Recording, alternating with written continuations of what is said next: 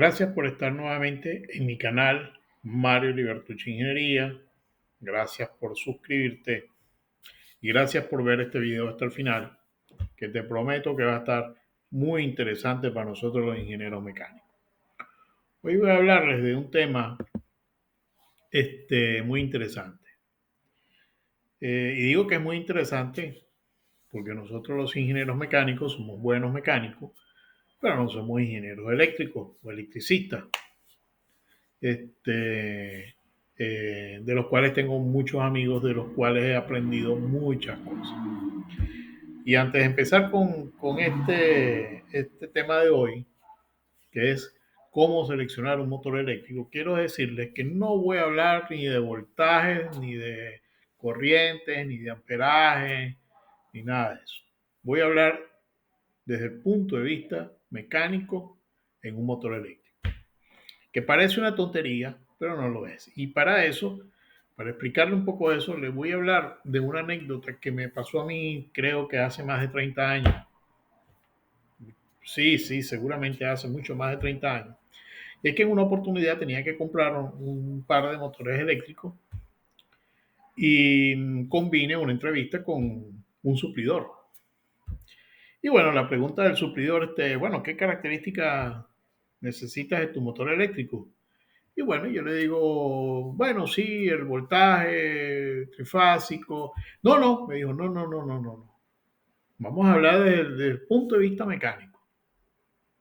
Y yo me quedé, sí, bueno, y entonces pues, me saca un manual, pues, con una cantidad de normas y cosas, que si el motor de jaula de ardilla, que si inducción, que si asincrónico, sincrónico, que si el bastidor, la carcasa, cómo quería la carcasa, que si enfriado por aire, enfriado por no sé qué cosa, con rodamientos, con cojinete. Caramba, es un mundo muy apasionante. Bueno, desde ese momento, además de que esa persona terminó siendo un gran amigo mío, con el cual aún mantengo este, relaciones, ya por supuesto está jubilado, quizás un poco igual que yo, pero mantenemos relaciones y nos saludamos y todo lo demás, así como muchos electricistas y muchos ingenieros de las diferentes ramas. Pero él me dio pie a que yo empezara a investigar todo lo que tenía que ver con un motor eléctrico desde el punto de vista mecánico, para que no volviera a ocurrir lo que me pasó en esa oportunidad. Porque fíjense ustedes, una cosa muy curiosa, cuando yo, por supuesto, no sabía de qué me estaba hablando, y le dije simplemente, bueno, mira, ahorita estoy ocupado, tengo una reunión que fue programada ahora, perdona, ¿por qué no lo dejamos para la semana que viene? Eso para yo tener oportunidad de empezar a indagar. Sin embargo, la primera, es decir, lo primero que me vino a la mente fue que, bueno, que me quería dar vuelta para venderme quizás algo muy costoso. O sea, es decir, me quería un poco engañar, ¿no? Pero no, no, no, no, no era eso. Realmente tenía mucha razón en lo que quería decirme, ¿no? Este, y desde ese momento me hice como una especie de manual. Recuérdense que hace 30 años la información no se consigue como ahora. Ahora es muy fácil hablar con Siri o con Alexa o con cualquiera que están ahora en la inteligencia artificial y le hacemos la pregunta y nos responde. Pues. Antes no, antes la información, pues quien la tenía muy bien escondida. El que tenía buena información, era el ingeniero que más llamaban porque era el que sabía algunas cosas que los demás no sabían, etcétera. Este, entonces, bueno, yo vine tratando de hacer esas cosas, tratar de recopilar cierta información para tenerla y saber, para que no me volviera a ocurrir lo mismo que me pasó con esa experiencia, ¿no? Hay otra cosa interesante, es que los motores eléctricos son muy diversos y, y cambia mucho de acuerdo a la normativa, si la normativa es americana o es europea, hoy por hoy se han unificado mucho, pero anteriormente no era así. Entonces, pues yo creo que la última vez que actualicé esa información para mí, hará alrededor de 15 años, y eso es un poco lo que quiero compartirle hoy. No voy a hablar más. Probablemente no, voy a hacer dos videos, este, un poco para no aburrirlos en videos tan largos, que no me gusten a mí tampoco, me desesperan. Y así podemos hablar un poco mejor sobre esto, ¿no? Lo primero que hay que saber es que de acuerdo a su principio de funcionamiento, hay motores que son muy útiles en el mercado y otros que se utilizan bajo ciertos criterios. ¿Ok? Así que nos vamos a enfocar en esto, en esos motores que más se utilizan, y son los motores de inducción. Así que vamos a definir qué es un motor de inducción. ¿Ok? Un motor de inducción es una máquina eléctrica que transforma la energía eléctrica en energía mecánica de rotación como la hace todos los motores eléctricos. Y también se le conoce como motor asíncrono. Y su funcionamiento se basa en la inducción electromagnética para su funcionamiento. Básicamente consiste en la generación de un campo magnético por la corriente eléctrica que atraviesa la parte estática del motor, ¿ok? Y el cual crea una fuerza electromotriz en el rotor que hace que empiece a mover, a girar alrededor de su eje. Un motor asíncrono quiere decir que no se sincroniza con la corriente eléctrica, ¿ok? Y esto es importante. Está compuesto simplemente por dos partes. Una estática, que se encarga de generar el campo magnético dentro del motor, por supuesto, y la otra, que es el rotor que gira. Listo. Ahora, ¿qué es el motor entonces síncrono? Bueno, el motor síncrono, que es el que digamos que tiene usos muy particulares, aunque hoy por hoy se está usando también mucho, funciona mediante la sincronización de la velocidad, por supuesto del eje, con la frecuencia de la corriente eléctrica. Este motor igualmente tiene un rotor, tiene un estator que se mantiene en sincronización gracias a la frecuencia de la corriente eléctrica que se le está suministrando. El motor síncrono se utiliza para muchas aplicaciones y en general cuando se requiere una velocidad constante. ¿Ok? La principal diferencia entre todos los motores es la forma en que se genera el movimiento en el rotor. En el motor de inducción, el motor gira a una velocidad ligeramente menor a la velocidad de rotación del campo magnético en el estator. En cambio, en el motor síncrono, el rotor gira siempre a la misma velocidad de rotación del campo magnético en el estator. ¿Ok? Todas estas son cosas desde el punto de vista eléctrico que quizás para poder entender hay que conocer un poco más al detalle el funcionamiento eléctrico. En algún momento yo me los estudié y bueno, así que, pero quien lo desea hacer, pues puede ahondar un poco más. Quizá yo haga otro video sobre esto para aclarar un poco estas cosas, pero esto digamos que no nos interesa para lo que realmente quiero hablar, que son los aspectos mecánicos de un motor eléctrico. Ahora, ¿cuál es la diferencia importante, que es lo que nos interesa de verdad en el tipo de rotor que se utilizan en los motores síncronos? Siempre tiene un rotor de imán permanente o un rotor bobinado. Y esa es la forma rápida de que cuando se destapa un motor ya uno sabe si el motor es síncrono. Mientras que los motores asíncronos tienen un rotor que lo llamamos generalmente de jaula de ardilla. Y es lo que generalmente ustedes ven en el mercado. Las aplicaciones de estos motores son diferentes, indudablemente. Si usted busca una mayor eficiencia y control de velocidad, por ejemplo, para una generación eléctrica, para la industria del transporte, para la industria minera, por los efectos de molinos, trituradoras, que se utiliza mucho, para la industria petrolera, por ejemplo, para compresores, bombas, el motor síncrono es el ideal. Si usted quiere un motor más resistente y económico, olvídese, el motor asíncrono es la alternativa recomendada, indudablemente.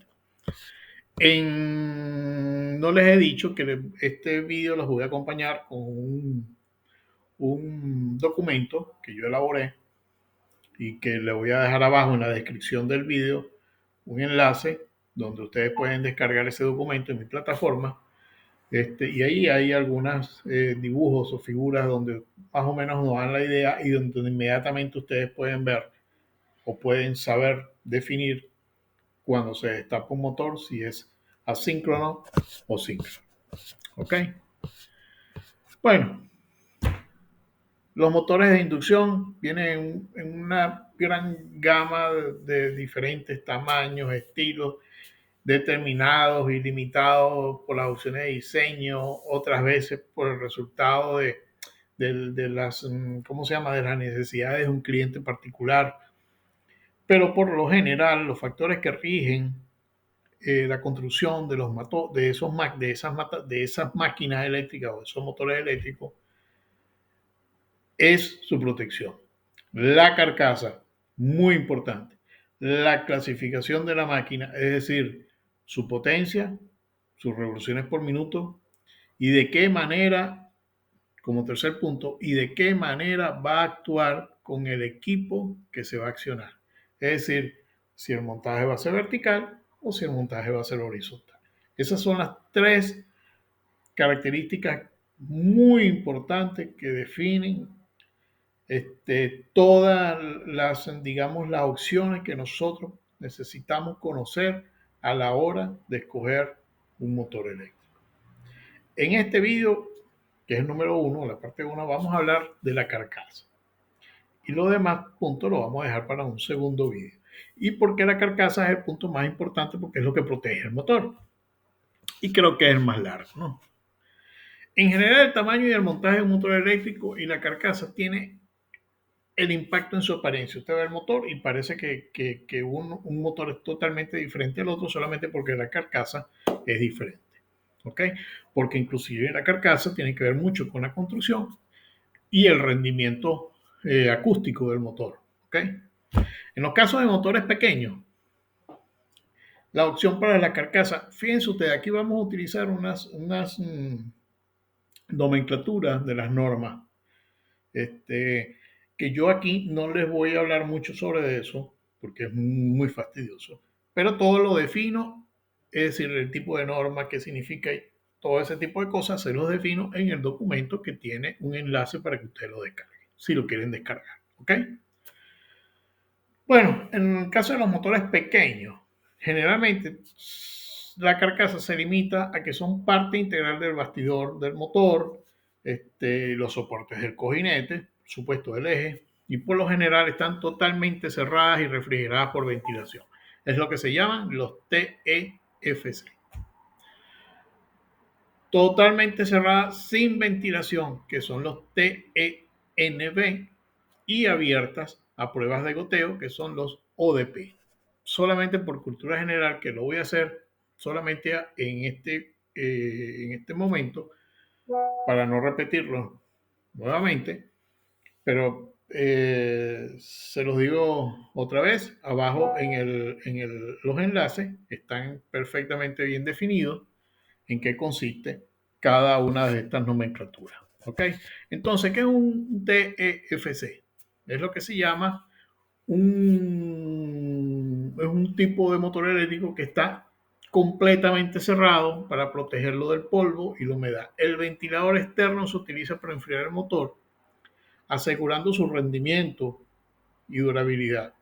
Este diseño es particularmente útil cuando tengo mucho polvo, humedad y otros contaminantes que dañan el motor. ¿Ok?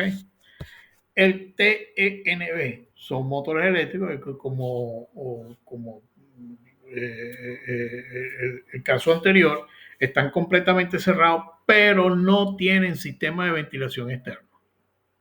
Esto significa que depende únicamente de la convección natural para disipar su calor. Por supuesto, este motor no lo puedes utilizar, es muy útil para ambientes contaminados, inclusive donde no hay mucho espacio, porque por supuesto no tienes que colocar el ventilador y tal y qué sé yo, pero tenemos que conocer bien las temperaturas para saber si nuestro motor, que no está ventilado, que no tiene ventilación, puede soportar esa temperatura de trabajo. Y los ODP son motores que tienen aberturas que permiten la ventilación natural y la circulación del aire para enfriarse. Pero están diseñados, ¿ok? De manera que el agua, aceite, contaminante y todas esas cosas que están en el ambiente no pueden entrar a las partes internas del motor. Entonces, ese tipo de motores generalmente lo utilizamos en sitios secos, eh, donde la exposición a contaminantes es mínima, etcétera, ese tipo de cosas. ¿Ok? Vamos a hablar ahora de los motores medianos. Digamos que tienen la misma carcasa y estilos disponibles que los motores pequeños, pero también pueden estar disponibles con carcasas que requieren ensamblaje separado, es decir, que ya no forman parte del bastidor. Entonces, incluidas las cajas de aire, las campanas externas, también llamadas, es lo que se llaman carcasas de aire, ¿no? Y que incluyen una protección contra la intemperie, es decir, que los puedo utilizar a la intemperie. Estos motores generalmente se les puede denominar con las nomenclaturas WP1 o WP2. ¿Ok? Y por último, los motores grandes. Si excluimos las nomenclaturas TEFC y ODP, que generalmente son más raros para ellos, que casi no se utilizan, las opciones de carcasa incluyen las mencionadas, las que hemos mencionado hasta ahora, y por lo general requieren carcasas en conjunto separados para montarlos con los soportes de los cojinetes. Es decir, que ese motor ya viene con un conjunto de piezas que lo hacen un poco más complicado, pero más fácil para hacer mantenimiento. Es decir, si yo tengo una falla con un motor, por ejemplo, de medio HP, lo más probable es que ese motor, pues simplemente yo lo sustituya. Pero si tengo una falla con un motor de 30 HP, pues no puedo sustituir nada más porque esté sonando un poco el eje, ¿no? Entonces, ¿qué tengo que hacer? Pues tengo que desarmarlo, sustituir las partes que están dañadas, las partes mecánicas y volverlo a ensamblar. Por eso es que estos elementos tienen separados, tienen una cantidad de elementos mecánicos adicionales que los separa y puede repararse, ¿no? Las opciones adicionales para esta carcasa en los motores grandes incluyen una refrigeración aire-aire totalmente cerrada, que son los que se llaman los TEAAC, una refrigeración de agua-aire totalmente cerrada también, que son los TEWAC, y la ventilación por tuberías totalmente cerrada, que son los TEPV. Entonces, como les acabo de decir, este, todas estas nomenclaturas las he explicado en el documento que tengo disponible abajo en el enlace y no vale la pena mencionarlas acá porque es un poco fastidioso. Lo que sí les voy a decir es que todas estas definiciones son las que se utilizan en industria y se basan en los estándares internacionales y normas internacionales y las normas internacionales de la Comisión Electrotécnica, que son las IEC y la Asociación de Fabricantes Eléctricos Nacionales, que son las famosas NEMA. ¿Ok? Entonces con esto, digamos que prefiero parar con esta primera parte y en la segunda parte vamos a abarcar otros aspectos más interesantes, pero más rápido de verlo, de los motores eléctricos. Una cosa, recuérdense que yo soy ingeniero mecánico. Le pido disculpas a mis amigos electricistas si estoy diciendo algo que no es cierto, pero creo que no, porque todo lo que le he dicho, ustedes me los han enseñado. Así que es un asunto meramente mecánico. Este, de verdad me gustaría hacer una parte eléctrica con limitaciones, por supuesto, para que quede aclarado todo este punto. Pero esto es muy importante. Fíjense ustedes toda la variedad de cosas que debemos de saber antes de comprar un motor eléctrico, así sea para una pequeña bomba de agua de medio HP o así sea para un pequeño motor de medio HP que va a manejar un mecanismo en una industria, por ejemplo, farmacéutica o en una clínica que va a manejar, por ejemplo, un compresor de aire o, por ejemplo, en un aserradero que va a manejar una pequeña aspiradora de, de aserrín, en fin, todas las cosas que tenemos que saber para que esa inversión que vamos a hacer sea de verdad duradera. Porque fíjense ustedes, el problema no es lo que vale el motor, ¿ok? Porque probablemente un motor de medio HP no tiene un costo muy alto.